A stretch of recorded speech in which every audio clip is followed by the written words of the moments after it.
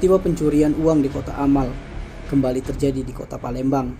Kali ini kasus pencurian menimpa Masjid Darul Taqwa di Jalan Panca Usaha, Kelurahan 5 Ulu, Kecamatan Seberang Ulu 1 Palembang beberapa waktu lalu.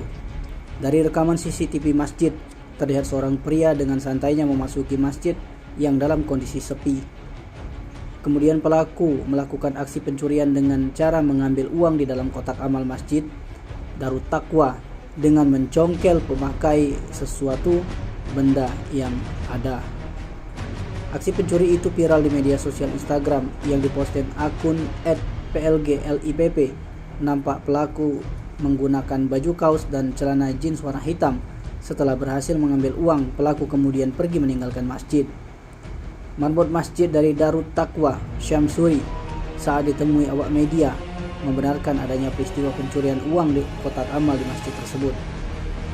Menurutnya, pelaku beraksi seorang diri dan memang sebelumnya sudah pernah juga kotak amal masjid itu hilang. Syamsuri menuturkan bahwa kejadian itu sudah dilaporkan ke ketua masjid, namun dirinya tidak tahu apakah kejadian itu sudah dilaporkan kepada pihak polisi atau belum. Tim Liputan Sumsel Update TV melaporkan.